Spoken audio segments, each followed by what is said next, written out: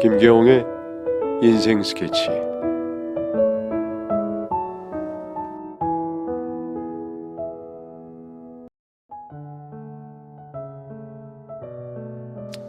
안녕하세요. 저는 30대의 평범한 여자입니다. 20대 후반의 나이에 멋진 남자를 만나 결혼했지만 제가 속이 좁은 탓인지 그의 부모까지 감당할 수 없었던 저는 결국 이혼을 당하고 말았습니다. 그 남자는 자기 부모를 버릴 수 없다며 저에게 이별을 통보했었죠.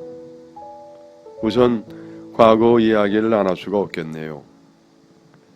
처음에 남편을 만나게 된 건 그 사람의 올바른 행실과 배려 넘치는 인품 때문이었습니다. 그리고 만난 후에 나만 사랑해주고 아껴주는 모습을 보여왔기에 신뢰와 믿음을 주게 되었었죠. 마치 제 판단이 틀리지 않았음을 증명이라도 하듯 무한한 사랑을 주던 사람이었죠. 그런 사람과의 결혼이라 굳이 고민할 거리도 아니었습니다. 당장에 승낙을 하고 결혼 준비를 했죠.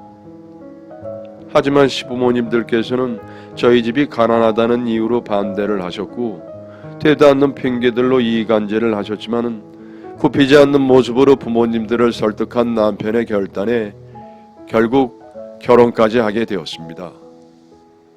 한 가지 마음에 안 드는 조건을 거시긴 했지만 그런 것 하나 수용 못하겠나 싶어서 그렇게 하자고 결혼을 하게 된 것인데 그 하나가 제 인생에 그렇게 큰 악몽을 가져다 줄 것이라고는 생각지도 못했습니다. 그 조건은 최소 5년은 시부모님 댁 근처에서 살아야 한다는 것이었죠.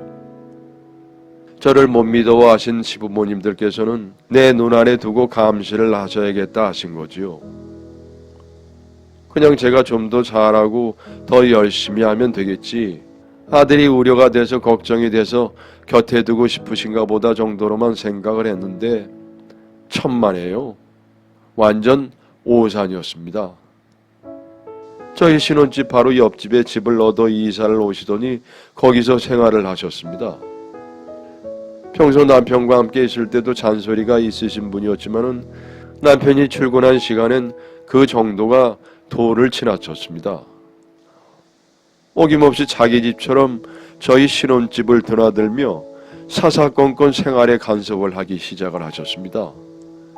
청소 똑바로 해라. 우리 아들이 이 먼지 다 먹게 된다. 냉장고 관리 좀 해라. 반찬은 이게 뭐냐. 해둔 게 없어? 우리 아들 영양실조 걸린다 등등 하나하나 말하자면 끝도 없지만 정말 지나치게 간섭을 많이 하셨죠. 그래도 어른이신지라 최대한 맞춰드리고 굽히며 살려고 했지만은 그럴수록 저를 더 우습게 보시고 무시하시기 일쑤더군요. 결국 참다 남편에게 도움을 요청했지만 남편이 뭐라든 다 무시하며 찾아오셔서 괴롭히고 간섭을 하시던 지독하신 분들입니다. 결국 남편과 상의 끝에 피난 가듯 이사를 가게 되었음에도 불구하고 또다시 집 근처로 이사를 오셔서 또다시 간섭을 하는 그런 생활은 반복이 되었습니다. 여전히 수시로 신혼집에 찾아오시더군요. 집 비번을 안 알려줬어도 와서 문을 꽝꽝 두드리며 소란을 피우시고 난동을 피우셨습니다. 그런 모습을 보며 이분들 뭔가 부족함이 있으신 분들이셔서 집착이 있는 것일 수도 있겠다 하는 생각에 억지로 애정도 들여보고 경계를 풀어보기도 했어요. 하지만 지금 생각하면은 다 쓸데없는 짓인데 괜한 시간 낭비에 감정 호소만 한 것 같더군요. 결혼 전부터 반대가 심하셨던 분들인데 그때 이런 생각을 예상했었다면 얼마나 좋았을까요? 그저 이 남자 하나만 믿고 너무 잘해주고 좋은 사람이라 내 인생을 걸었던 것인데 그의 부모 때문에 이렇게 우울증에 걸릴 듯 내 마음 힘들게 살게 될 줄은 꿈에도 생각을 못했습니다. 남편이 아무리 잘해주고 좋은 사람이라고 한들 시부모님들의 그런 횡포를 이겨낼 수 없던 저는 점점 지쳐만 갔습니다. 그런 제 모습을 보던 남편도 점점 표정이 어두워져만 갔고요. 그렇게 긍정적이고 밝던 사람도 변해가더군요. 그러던 중에 어느 날 남편이 말했습니다. 미안하다고요. 우리 이혼하자고요. 그 말 한마디는 힘들게 참아오던 저를 흔들었고 격려보단 오히려 포기하자는 말을 꺼낸 남편이 죽도록 미웠습니다. 남편은 말했어요. 아무리 생각해봐도 부모님을 버리는 짓은 더는 할 수 없고 내가 이혼하는 게 그게 답인 것 같다면서요. 너무 사랑하던 남자고 저를 위해 최선을 다해 주었던 것이 보이던 사람이라 잡아보고 싶었지만 지독하리만큼 지배했던 시부모님들의 횡포를 생각하면은 도저히 잡을 수가 없었습니다. 말없이 고개를 끄덕이는 것을 대답으로 우리는 자연스럽게 이혼을 하게 되었어요. 남편은 뒤도 안 돌아보고 짐을 싸서 나갔고 저희는 그렇게 이혼하게 되었습니다. 아이가 없는 게 천만다행이었죠. 그렇게 이혼한 후 3년간 정말 미친 듯 일만 하며 살았어요. 새로운 만남은 생각할 수도 없었고 이혼에 대한 안 좋은 기억들을 잊고자 더욱더 일에 매진했던 것 같습니다. 그러던 어느 날 몸이 안 좋아서 찾은 병원에서 청청병력 같은 소리를 듣게 됩니다. 제가 유방암이랍니다. 그것도 3기요. 전이 때문에 생존을 장담할 수는 없는 상황이라고 합니다.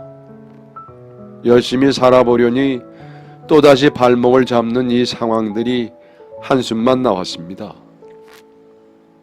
나는 결국 이렇게밖에 안 되는구나 싶고 왜 나일까 원망만 되더군요. 힘들게 이겨내며 살았고 최선을 다했는데 하늘이 너무 야속했거든요. 그런데 얼마 안가 예상치도 못한 사람이 찾아왔습니다. 바로 저의 전 남편.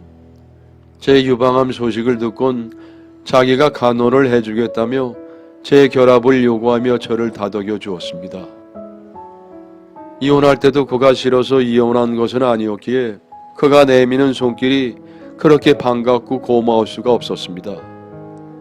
저는 그렇게 유방암 3기 투병을 하며 전 남편과 재혼을 하여 두 번째 결혼 생활을 시작하게 되었습니다. 남편은 이제 시댁 어른들 신경 쓸 거 없다며 다시 재혼한 사실도 집에 알리지 않겠다고 했고 우리만 행복하면 된다며 저를 안심시켜 주었지요. 그렇게 그 사람의 손을 잡고 투병 생활을 하는 동안 많은 용기를 얻고 힘을 얻어가며 다시 남편에 대한 사랑이 깊어가기 시작했습니다. 하지만 그때였습니다. 그 사람이 나를 향한 흑심들이 보이기 시작한 것이 암에 걸린 저를 챙겨주러 병문안 오던 제 친한 친구들이 의문을 갖기 시작했습니다.